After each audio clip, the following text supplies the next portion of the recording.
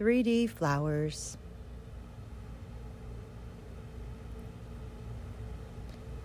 Make sure your brush is pointy at all times. Without the point, your petals will be very difficult to mold. We're going to start with the corner right side of the nail, right up on top. Now my bead is on a runnier side because it is a little bit cold in the room. I would advise you to warm up your liquid. Maybe put the bottle into warm water for about 15-20 minutes until it gets a little warmer. This way the beads are not too runny. Now when you're applying the beads, make sure that your brush is at a 45-degree angle. This way the beads are raised up so it looks more 3D. You want your petals for this design to be close together. Again, if it's on a runnier side, you want to push it to the center to make sure that the bead is not too wide. Just do light pats. Make sure that it is not pressed too hard. If you do press too hard, what happens is it's going to flatten out. Take your time. Wait for a couple minutes for it to dry up. Sometimes you can wait about 7-8 seconds, depending on how wet the beads are. If the beads are wet and you have too much liquid on your brush, make sure you tap the napkin to get rid of the excess liquid in your brush. Gently pat. Pat with the belly of the brush. This way you can force it down. Now for the 2 petals that we're going to do, make sure you leave adequate space for the embellishments. Don't do it too close. You're going to repeat the same petals, but this time you're only going to do 2. Okay, simply pat, pat, pat, pat. Make sure it looks curvy. I always say it looks a little bit like a spoon. You want the top or the sides to be very round. Go ahead and put your second bead.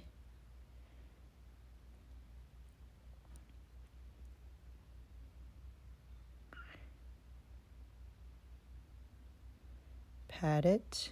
Make sure it's centered. It's not going into a different direction. Now, if you notice your bead getting too dry, add a little bit more liquid to your brush and just nicely pat it. We're going to add our last one, and this is the leaf. This is the shape of a leaf. It's not a round petal anymore, but you always want to start with a round bead. This way you can mold it.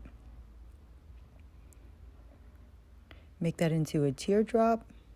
Make sure you position it right in between those 2, and you're going to gently, very gently, pull it down in the center, the same way you were pulling it up.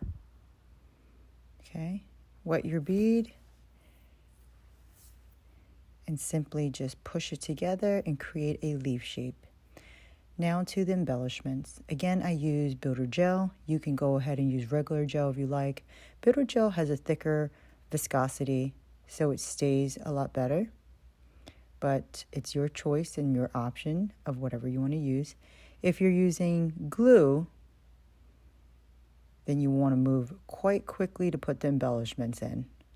Here I go putting the embellishments on with a pair of tweezers.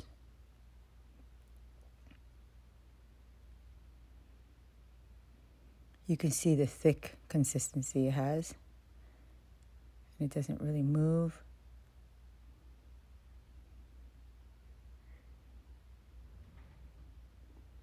Put a really good amount, but not too much. Now, depending on how many embellishment you're going to put on will determine how much you're going to put the gel on.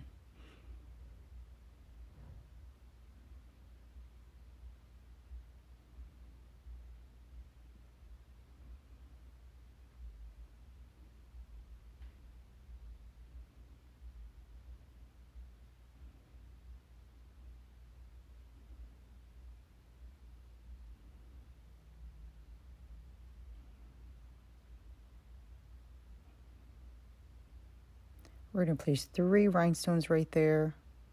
Go ahead and put the second embellishment.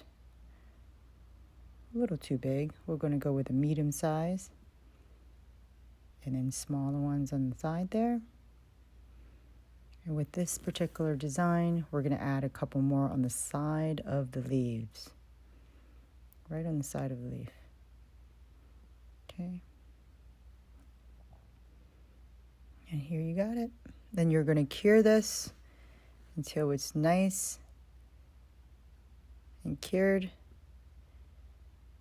I would say about 3 minutes under the light, just to make sure that it's going to cure all the way. Extend your embellishment all the way down to the nails, and you're almost done. Using tweezers is just so much faster. But if you decide to use anything else, make sure that you do wet your stick, so this way it would stick into the embellishment. To reassure my rhinestones are not going to fall off my embellishments, I use a non-cleansing gel around my rhinestones just to keep it in place. This way reassures it. It won't fall off easily.